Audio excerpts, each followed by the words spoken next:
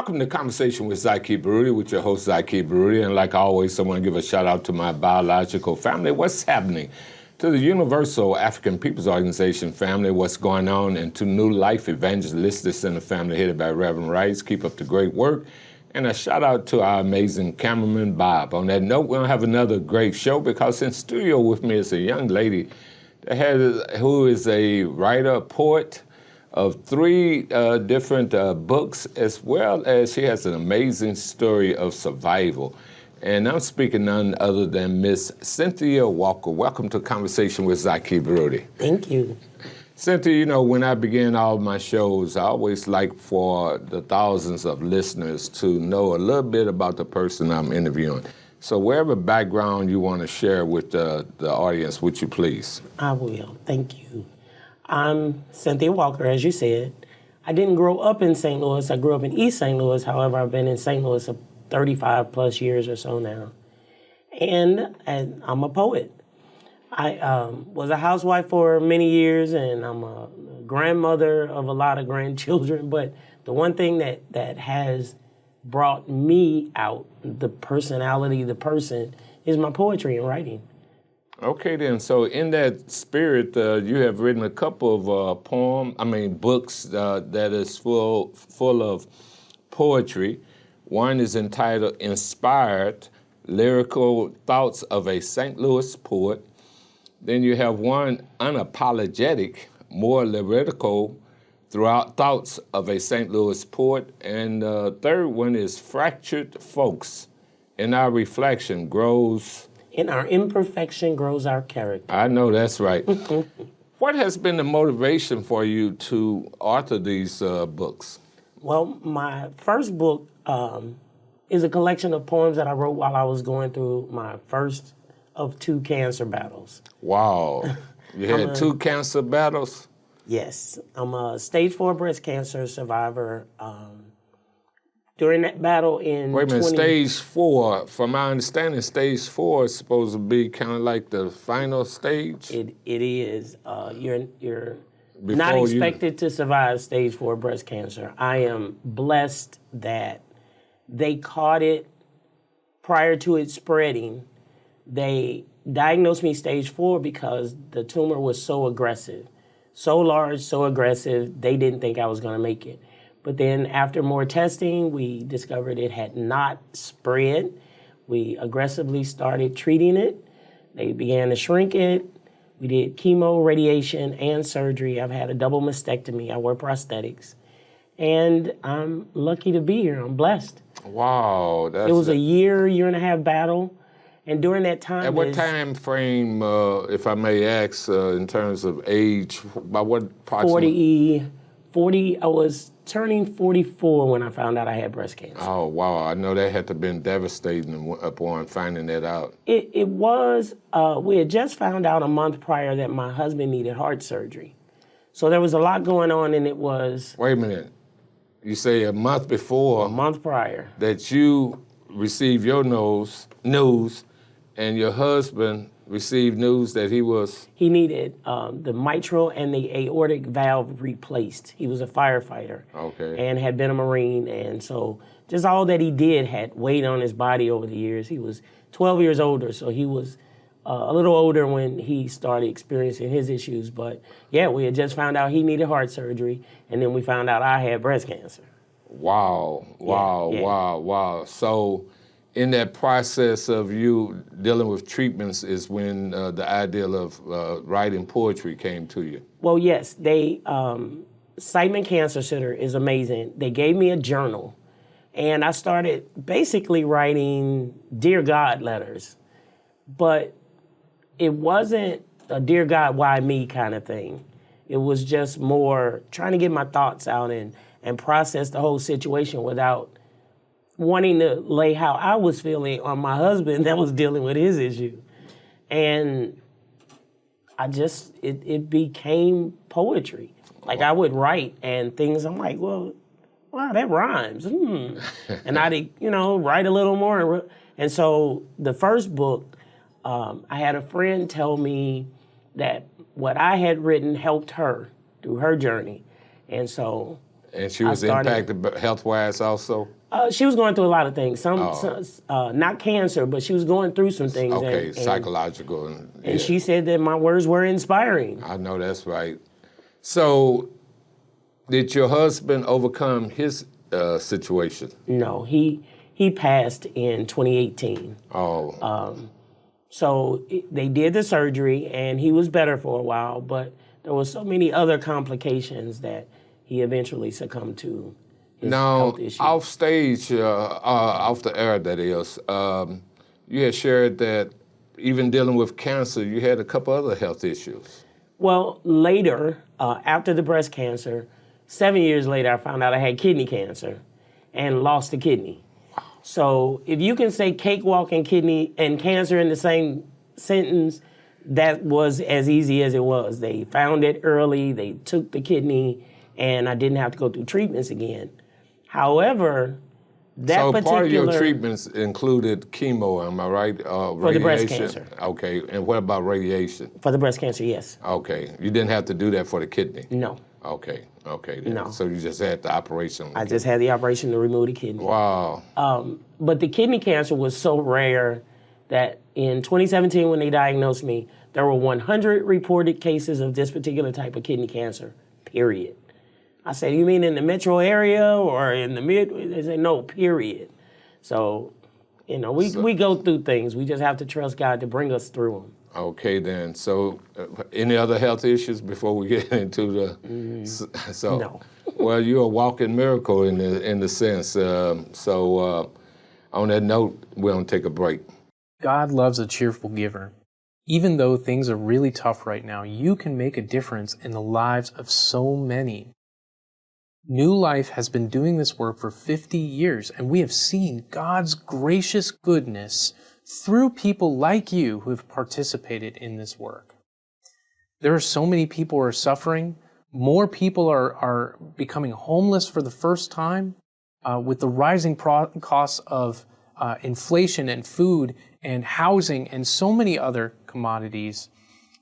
We need help. You can make a difference today in the lives of so many. I'm reminded of all of our partners throughout 50 years who have been blessed as they've given to the work of New Life.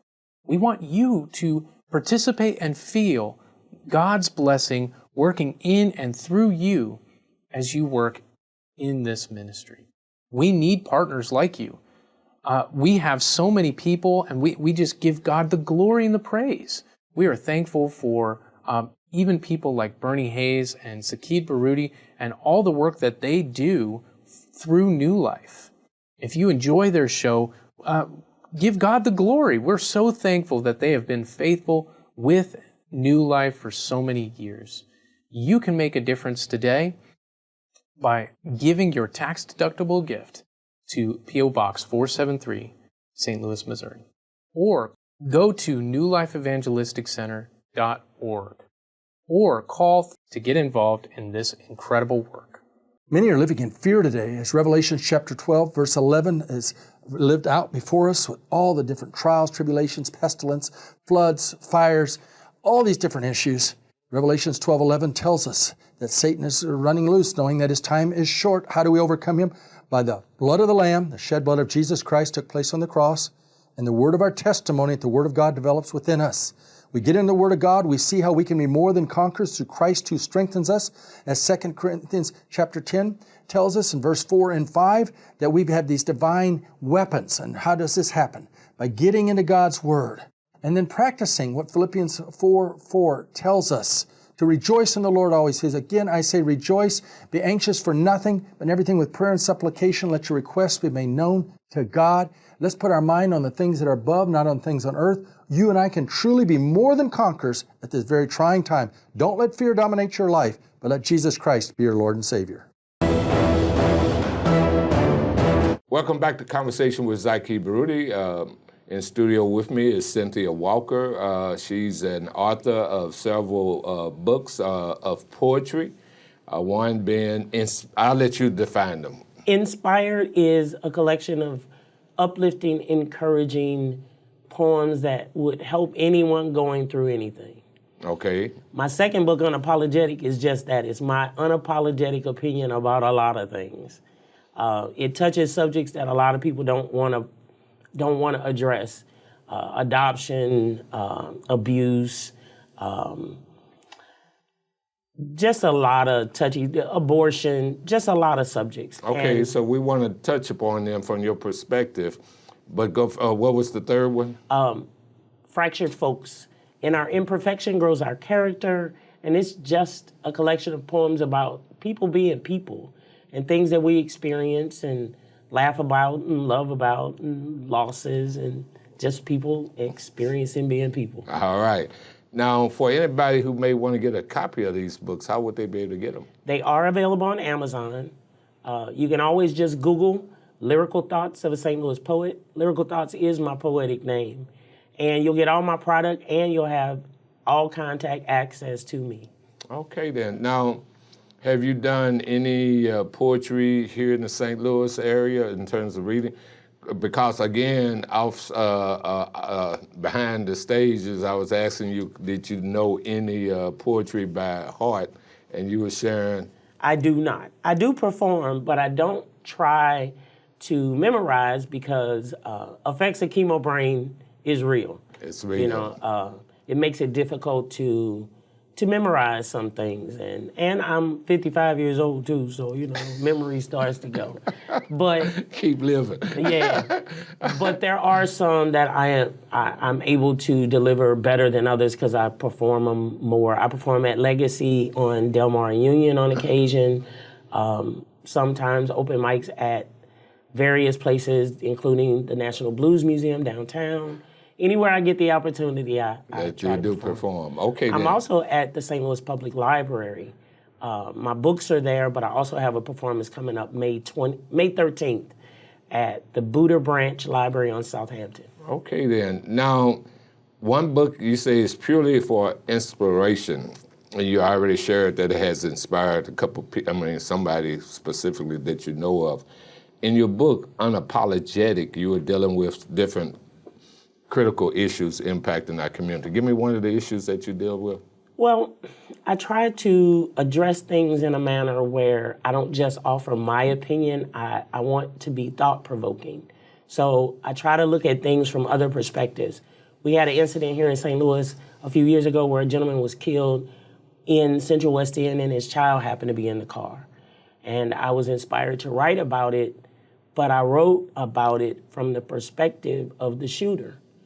Like, my thought was, what must that person think that actually committed this act? They were after someone in particular for whatever reason, and they also killed a child. And I'm sure that wasn't the goal, and what must they be thinking? So I try to approach subjects from a perspective that maybe no one thinks about. Well, let me interject here when you made mention of that, and that was a male who was the victim, right? Yes. Just most recently, broke my heart, ran across a story in another city where a teacher had been in the car with her son at a drive-through, and a guy came up and shot her. Oh, wow. Cold-blooded. Yeah, it just broke my heart. But go ahead. So you're trying to provoke thoughts as to why would a person commit such a heinous crime? And what must they think after the act? Okay. I have one about abortion that approaches abortion from the perspective of the fetus. The poem makes you experience what the fetus must be thinking. What's that? What's going on? Wow, what's happening to me? Oh God, why can't I make it to life? So I try to approach things from a perspective that someone else may not think of. And within that context of that, a fetus might be saying too, wow, going into life as it is, I don't know if I want to deal with this life. Got many other struggles that people have. Okay, then. Any other subject that you deal with in Unapologetic? Yeah, absolutely. How people value things over other people. I have one poem that begins, there are people out here going broke trying to look rich. Please explain how that makes sense. Wow, that's real deep. Yeah. Say that one again. There are people going broke trying to look rich. Please explain how that makes sense. Okay, then. You want to further explore that? Well, I can share the poem with you if you want it, but All right, yeah. go for it. Well, like I said, I didn't memorize it, but I can certainly share it with you. The title of it is Valued, and it just simply talks about how our culture tends to put more value on what you look like than how you feel. Right. Folks out here going broke trying to look rich. Please explain to me how that makes sense. The fakeness you choose to spend your hard-earned coins on mimic things valued for show of perceived influence. Insecurities inundate those purchases of things given importance just not real, leaving self-worth contingent on how the masses may currently feel. Folks out here going broke trying to look rich, please explain how that makes sense.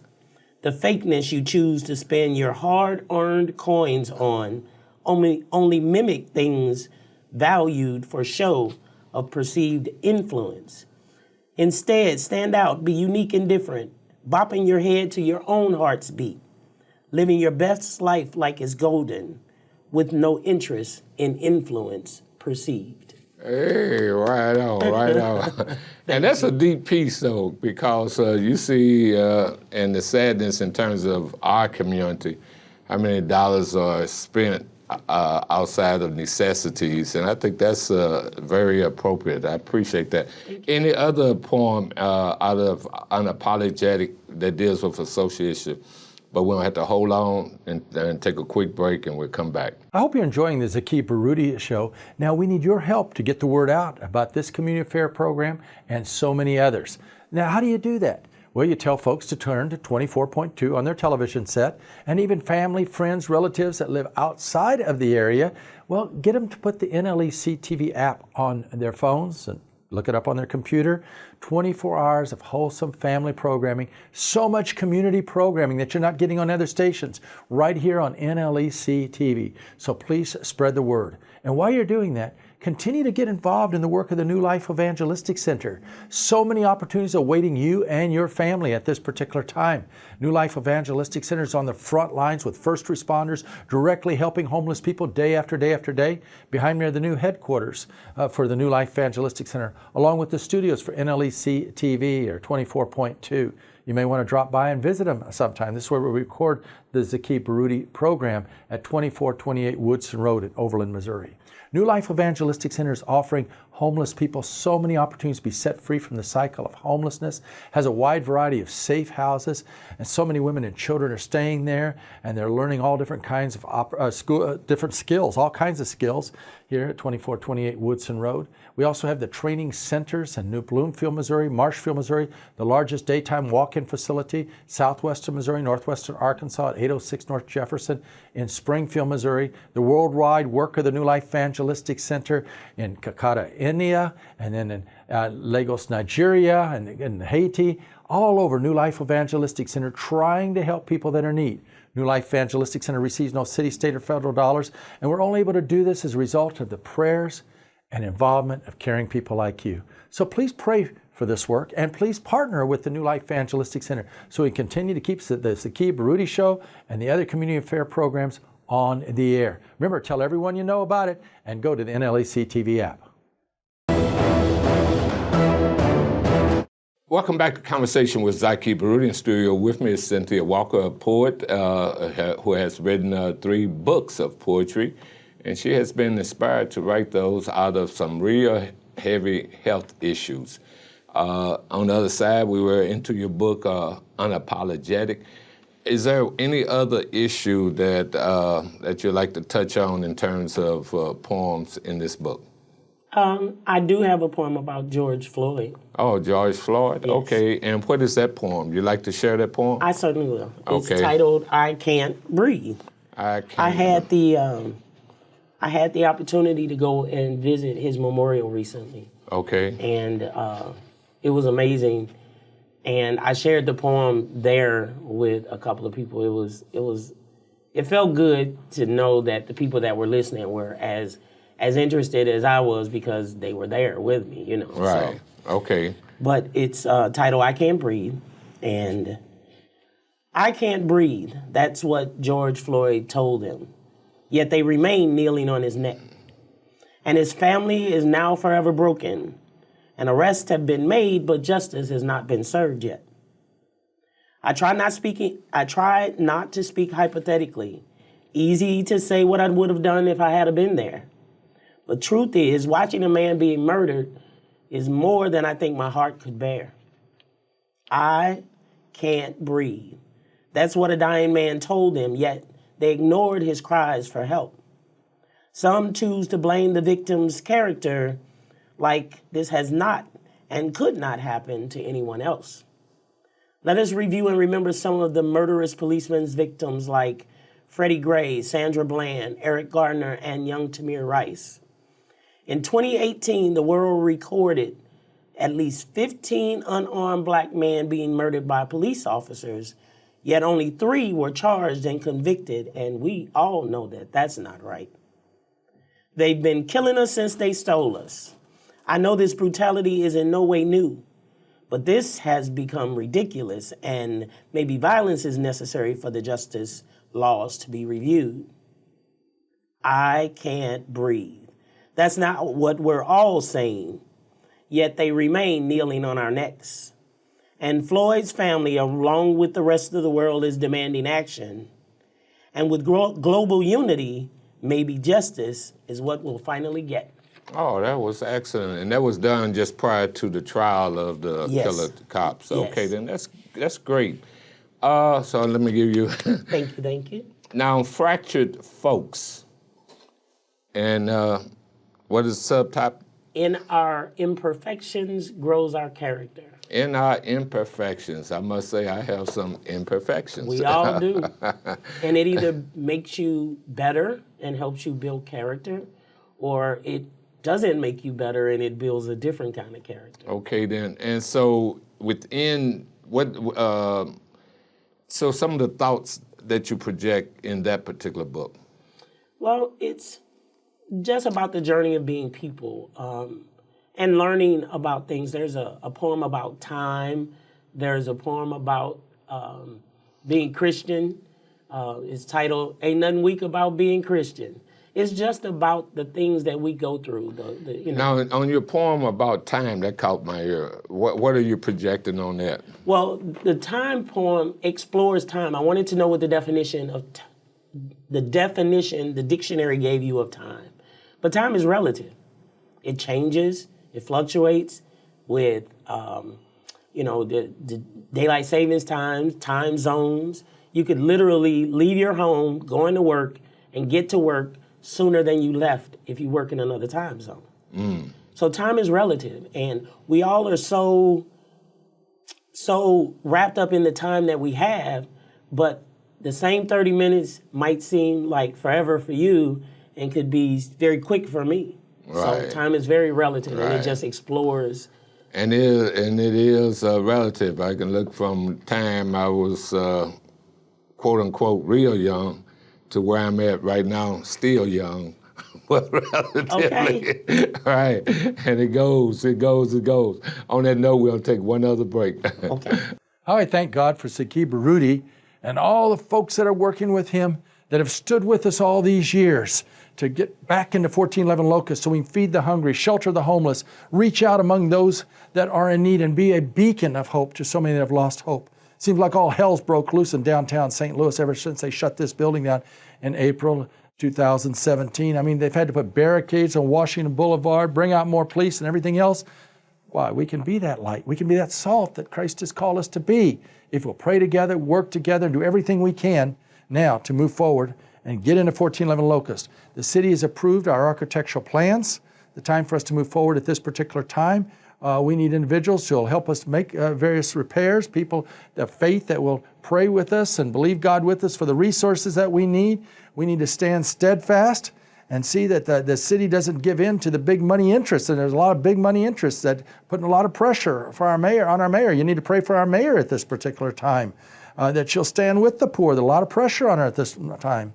And I want to encourage you to just seek God as to what He would have you share. You can write me, Larry Rice, at P.O. Box 473, St. Louis, Missouri. That's 63166. If you feel that there's someone that I need to visit or Chris Aaron needs to visit, call us at 314-421-3020 to make them part of the team at this particular moment. If you'd like to have us come speak at your church, again, you can call 314-421-3020. Ask for myself, Larry Rice, or Chris Aaron Rice, and we'll be happy to come and share this vision. What a great God we serve. And how I thank God for those of you that have been praying, those who have been standing with us throughout the years. The door of opportunity is open, so we can reopen this building and be a refuge to the hurting and the homeless and help provide them with so many things that they need at this particular time. Yes, I believe that God is a miracle-working God, and as we continue to remain steadfast, we're going to see Him do exceedingly beyond what we can even ask or think.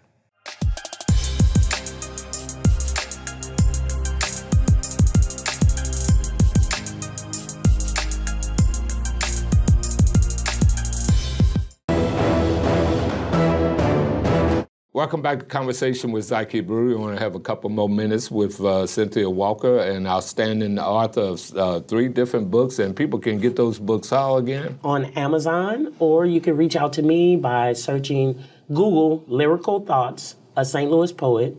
You'll get my email, my podcast, all of my social media, and you'll find those books on Is there a phone number that you put out? Yes, 314-629-4803. Now, you have written 3 books of poetry. Are you done, or you have more inspirational? Absolutely not. I'm not done. I'm working on my fourth poetry book now. I want it to be more fun, a little more interactive, but I'm also working on a Western. A Western? A Western. I'm writing a Western.